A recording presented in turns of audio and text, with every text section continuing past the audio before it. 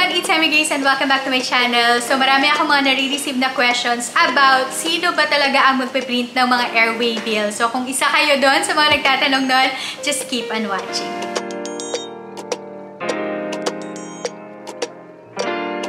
So ano nga ba yung mga airway bills na to at ano yung itsura nito at bakit importante ito para sa ating mga online seller? So yung mga nag-online seller through Shopee, TikTok at Lazada, yan, meron tayong mga tinatawag na airway bills. Tapos bakit ba natin kailangan itong mga to? So yan din mga sasagutin ko ngayon. Pero before ko sagutin yung mga questions na yon, let me just say something about sino nga ba yung mag-print ng mga waybills natin. So naglabas si Shopee ng updates about this one. Pero actually, matagal na yung update na to. So, August 2021 pa, nirelease yung update na to. Tapos, yung update na to is all about yung pwede na yung mga sellers na mag-print ng kanilang mga airway bills. So, bakit ba sinabi na pwede na yung mga sellers? It's because, nung una talaga, yung mga couriers ang nagpiprint ng mga airway bills. So, ngayon, up to this point, ay meron pa rin namang mga couriers na nagpiprint ng mga airway bills. So, pwede nyong i-ask yung mga naka-assign na couriers sa inyo kung sila ay nagpiprint pa rin ng mga airway bills. Pero, for me, since meron naman ako ditong printer sa bahay, by the way, ang ginagamit kong printer para sa aking airway bills ay regular printer lang. So, kung interested kayo kung paano nagpiprint using mga regular printer, so meron din akong video na ginawa nun. So, lalagay ko na lang down in the description box. So, yan. So, since meron na nga akong printer dito, dito na ako sa bahay, nagpiprint din ng mga airway bills para at least kapag pinick up na ni Kuya Rider or ng courier, yung mga parcels ay meron na siyang shipping label or meron na siyang waybill. So, hindi na niya iisa-isahin pa, lalo na pag maraming mga orders, no? So, hindi na niya iisa-isahin pa na ilalagay yung mga shipping label or yung mga waybill. Pero, dahil ready na to, kukunin na lang niya yung mga parcels, tapos ilalagay niya na doon sa kanilang service center. So, for convenience sake lang yan, ng courier at ng mga sellers ay ito yung nilagay nga or nirelease na update ni Shopee. Pero, kung for example, ay nagsisimula pa lang kayo, tapos wala pa kayong mga printers or computers sa inyong mga bahay. So, pwede naman kayong mag-ask doon sa naka-assign na courier sa inyo kung pwedeng sila muna yung mag-print ng mga waybills. So, ganun lang. Tapos, kung halimbawa hindi na, so pwede naman tayo magpa-print sa labas. So, screenshot lang natin or i-save natin yung image ng shipping label or ng waybill, tapos yun yung ipapaprint natin sa labas. So, yun. So, sino nga ba yung nagpiprint ng mga shipping labels or ng mga airway bills? So, pwede na tayong mga sellers. Kung meron din tayong mga gamit na pwedeng makapag-print ng mga airway bills, so pwede na tayo mag-print ng airway bills. Tapos, kung wala naman ay yung ating assigned na couriers. So now, kung tayo mga sellers sa magpiprint ng ating mga waybills, so meron lang ni-release na guidelines or instructions si Shopee para doon sa pagpiprint ng ating mga waybills. So number 1 ay pwede nating i-print yung ating mga waybills sa A6 size na sticker paper or kaya naman ako ang ginagamit ko kasi regular printer. So, wala pa akong sticker paper or thermal printer. So, yan, regular bond paper ang ginagamit ko. So, yung size ng A6 ay 1/4 siya ng isang short na bond paper. So, yun yung ginagamit ko.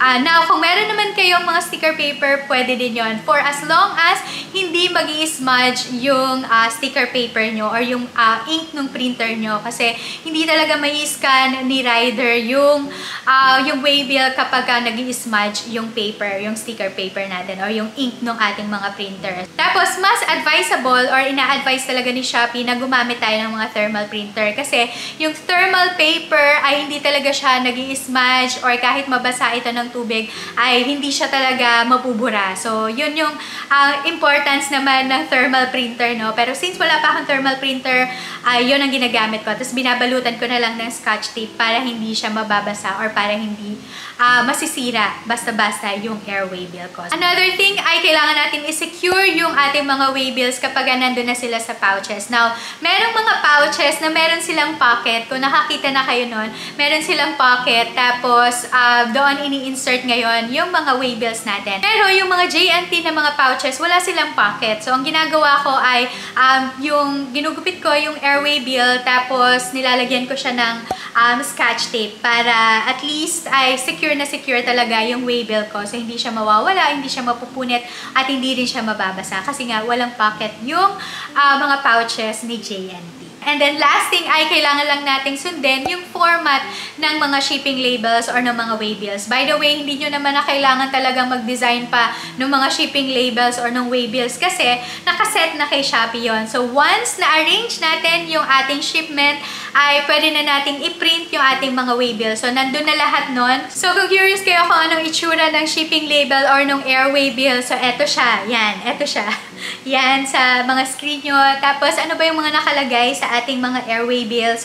So nakalagay dyan kung sino yung courier na magpipick up. Kasi meron tayong iba't ibang mga couriers na pwedeng ma-assign sa atin. By the way, yung mga couriers na to ay si Shopee ang nag-a-assign sa atin. So like for example, kung ito man ay Shopee Express or kaya JNT, GoGo at Flash. So si Shopee na yung nagde-determine nito kung sino yung ma-assign sa atin na courier based sa location natin. So kung halimbawa, si JNT lang yung available na pwedeng mag-service sa atin bilang courier natin. So si JNT lang yung ma-assign sa atin. So kung serviceable naman tayo ng mga lahat ng binanggit ko na courier, so pwede nating i-enable itong lahat ng mga couriers na to para makakapili din yung mga buyers kung sino yung magiging courier nila. So anyway, so yan. So nakalagay dyan nga yung courier natin, tapos nakalagay din dyan yung transaction, ay yung tracking number, and then yung ID number. So yan yung mga importante din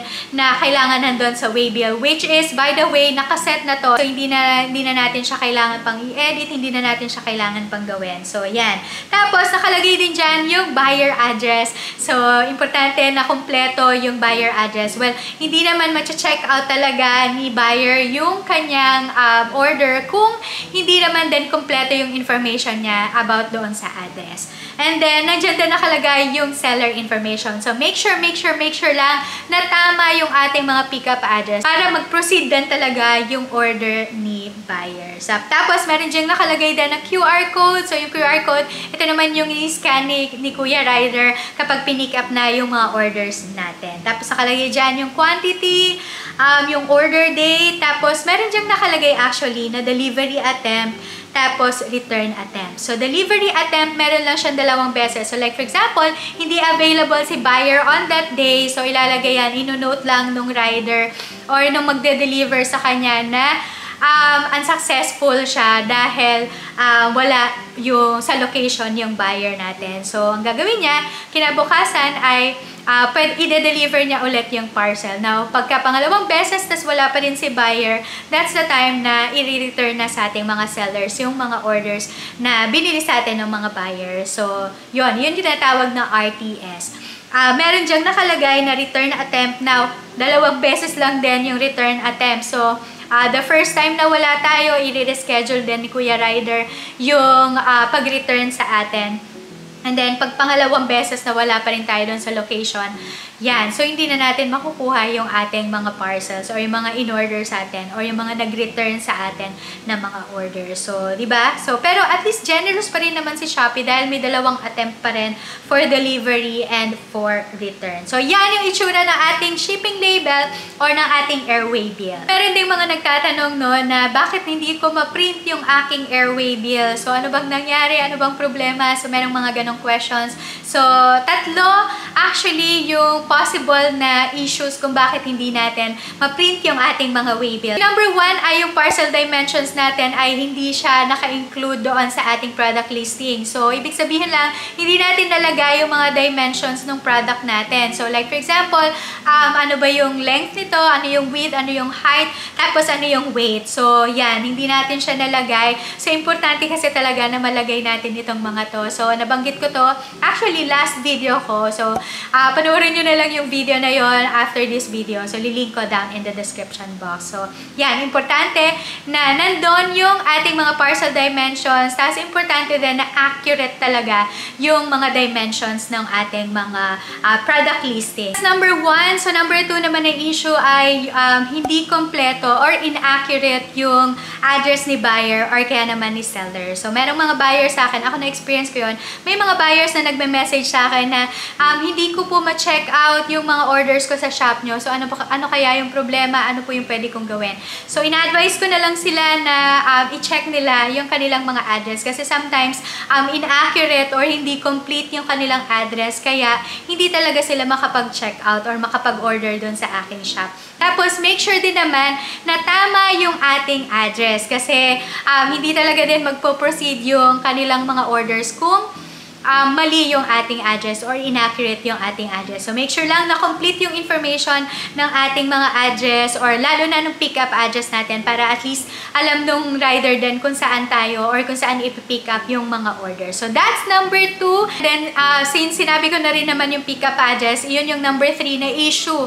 So, yung number 3 ay yung pick-up address ay hindi din nakaset. So, kailangan nakaset yung pick-up address natin kasi meron dyan actually na default address, tapos meron ding pick-up address. So, kung seller kayo, ay dapat meron kayong pick-up address para alam din ng courier kung saan ipipick up yung ating mga orders. So, yun actually, yung tatlong issues na sinabi din ni Shopee, no, sa seller education, kung bakit hindi nakakapag-print tayo ng ating mga waybills. So, yan. So, I hope nasagot ko yung mga questions nyo about sino ba talaga ang magpiprint ng mga waybills at yung iba pang mga questions about naman sa pagpiprint din ng ating mga waybills. So, there. I hope na nakatulong itong video na to sa inyo. So, kung nakakatulong mga ganitong klaseng video tutorials, please give this video a big thumbs up. It will help my channel din and sobrang magiging masaya ako. Tapos, kung meron din kayo mga questions or mga video suggestions about being an online seller, comment lang din kayo down in the comment section. Itinatry ko talaga na sagutin lahat ng mga questions nyo, lahat ng mga concerns nyo, and even yung mga comments nyo or mga video suggestions, tinatry ko talaga na sagutin din lahat ng mga yon. So, yan. Thank you so much. And I hope that I'll see you again on my next one. God bless everyone and I will see you around. Bye!